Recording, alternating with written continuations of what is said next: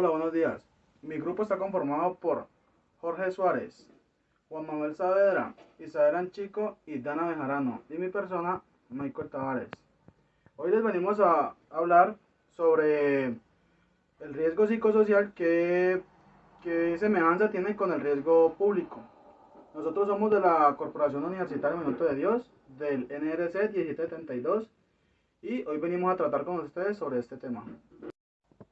La definición del riesgo psicosocial esto se trata de las interacciones entre el trabajo, medio ambiente, satisfacción laboral y las condiciones organizativas, de igual forma las capacidades del trabajador, la cultura que se tiene, las necesidades del trabajador y también la situación personal que tiene el trabajador fuera del trabajo. En la actualidad, podemos decir que en la vereda Playa del Buey se identifican algunas afectaciones psicosociales en las cuales la población está afectada ya que no hay fuentes de trabajo legales, y pues esto conlleva a que esas personas provoquen como tipos de sabotaje o perjudiciones al medio ambiente, realizando deforestaciones y realizando también lo que es la minería de una forma ilegal que se realizan en las cuencas de los ríos que distribuyen de agua al municipio de Buga y de Tuluá. Bueno, el siguiente paso es el marco legal.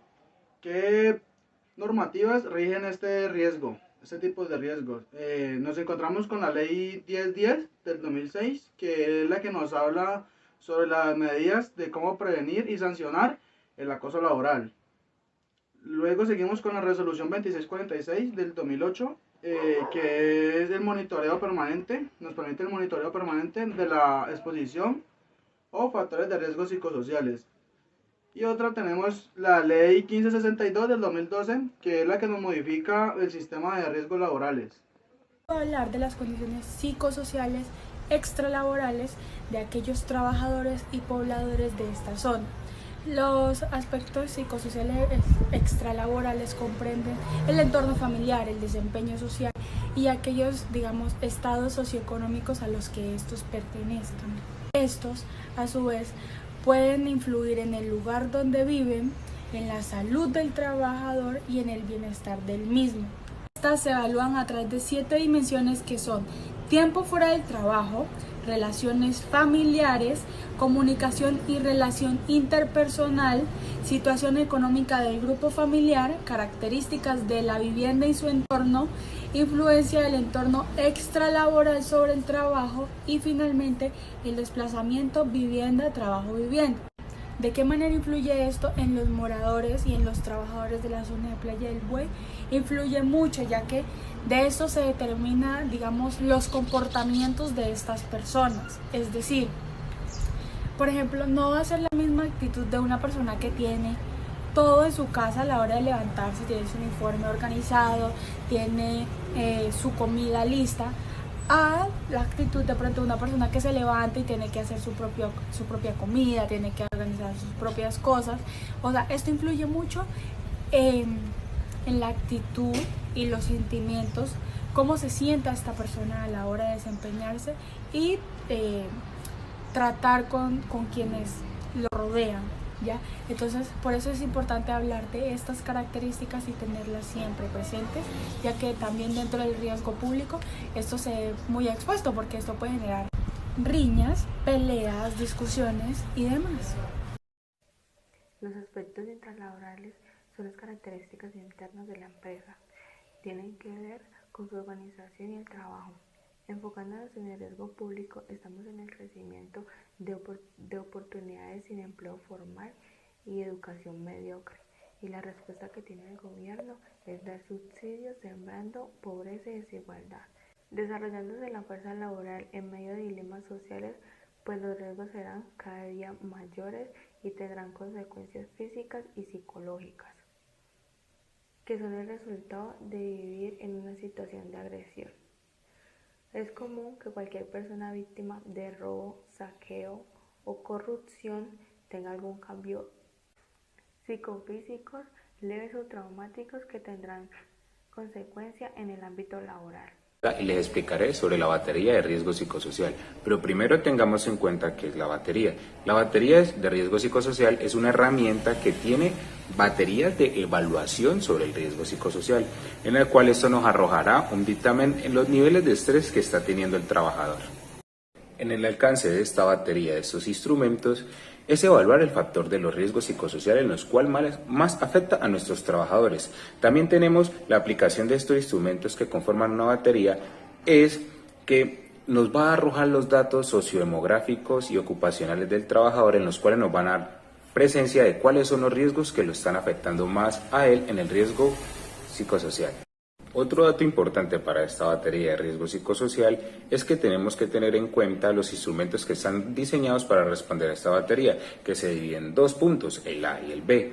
El punto A se divide en 3 cuestionarios, en los cuales nos van a evaluar los factores de riesgo psicosocial que aportan unos datos que van a estar en términos cuantitativos y cualitativos. En la parte B encontramos 3 instrumentos cualitativos con interpretación cuantitativa, que nos da una guía con unos análisis para el riesgo psicosocial en los puestos de trabajo. En los instrumentos que conforman la batería de riesgo psicosocial tenemos estos puntos. A. Ficha de los datos generales del trabajador, como información sociodemográfica, información ocupacional del trabajador. B. Cuestionarios de factores de riesgo psicosocial intralaboral, forma A. C. Cuestionario de factores de riesgo psicosocial intralaboral, forma B. D. Cuestionario de factores de riesgo psicosocial extralaboral. En el punto E tenemos guía para el análisis psicosocial de puesto de trabajo. En el punto F tenemos guía para entrevistas semiestructuradas. En el grupo G tenemos guía para grupos focales. Y en el grupo H tenemos cuestionarios para evaluación del estrés. En la batería para la evaluación del riesgo psicosocial encontramos esta estructura, que está compuesta por 3 columnas: constructo, dominios y dimensiones. En la parte de constructo tenemos condiciones intralaborales, condiciones extralaborales. En dominios tenemos demandas del trabajador, control, liderazgo y relaciones sociales en el trabajo, recompensas, y en condiciones extralaborales tenemos que no aplica. ¿Cómo intervenir los riesgos psicosociales? Con el objetivo de facilitar la administración y control de los riesgos asociados a las condiciones psicosociales, se propone revisar con una metodología de mejoramiento continuo. Primero está el planear, en el cual hay una revisión de los requisitos legales relacionados con la intervención de los riesgos psicosociales. Tenemos leyes como la Constitución Política Colombiana de 1991, artículo 25, que el trabajo es un derecho y una obligación social y goza en todas sus modalidades de la especial protección del Estado. Toda persona tiene derecho a un trabajo en condiciones dignas y justas. También tenemos Decreto Ley 1295 de 1994, resoluciones 1016 de 1989, también tenemos la resolución 1075 de 1992 y muchas más, el cual establecen disposiciones y se definen como responsabilidades para la identificación, evaluación, prevención e intervención sobre el riesgo psicosocial. Bueno, están las quejas y los reclamos. Las quejas y reclamos tanto del personal interno como externo de la organización están relacionados con el nivel de satisfacción laboral del empleado y por tanto reflejarse en su comportamiento de trabajo. Están las estadísticas de ausentismo y movilidad, datos que los diagnósticos más frecuentes de incapacidad arrojan en los trabajadores como los trabajadores que más se incapacitan, las fechas e épocas en los que se aumentan las incapacidades o permisos sin justa causa.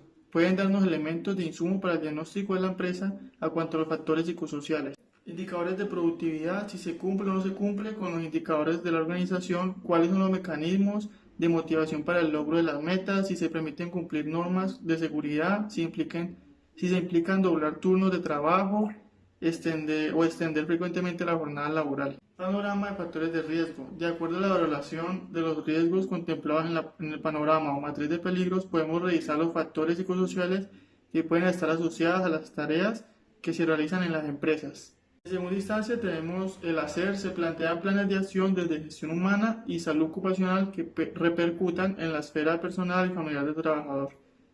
Desde gestión humana se propone trabajar conjuntamente con seguridad y salud en el trabajo, alinear los procesos de selección, inducción, reentrenamiento, capacitación, favorecer estilos de liderazgo sanos, mecanismos de participación, de trabajo en equipo, comunicación, abrir espacios que permitan que el trabajador comunique situaciones individuales y comunique sus opiniones.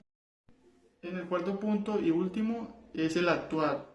En este punto permite mantener el compromiso gerencial con los programas de disminución de riesgos psicosociales, ya que permite mostrar los resultados de la gestión en términos de productividad y por tanto es necesario realizar revisiones de gerencia que permitan a su vez ajustar y mejorar los procesos. En conclusión, cuando entendemos que las empresas impactan en el trabajador y que el trabajador hace parte activa de la comunidad, y en este orden de ideas empezamos a trabajar y construiremos un país más sano y productivo.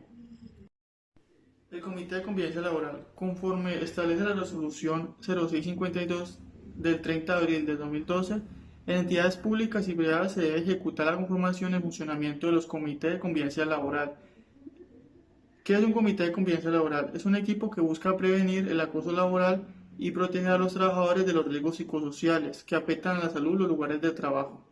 ¿Cómo se ha conformado este comité? Este comité se ha conformado por 2 representantes del empleador y 2 representantes de los empleados, cada uno con sus respectivos suplentes. En dado caso de ser necesarios más representantes, la empresa está en la facultad de elegir los que considere aptos. ¿Cómo se elige el comité? Mediante el voto libre, espontáneo y secreto. Los trabajadores eligen a sus representantes.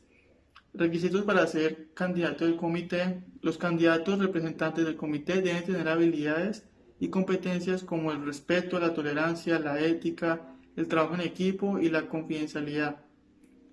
¿Qué funciones cumple el comité laboral? Entre las funciones principales están recibir y tramitar las quejas relacionadas con situaciones de acoso laboral con sus respectivas evidencias, escuchar de manera individual y confidencial las partes implicadas en situación de acoso laboral, crear espacios de diálogo entre las partes para llegar a un acuerdo donde se genere una serie de compromisos que logren dar solución al problema, hacer seguimientos de los compromisos acordados por las partes y verificar su cumplimiento. Muchas gracias.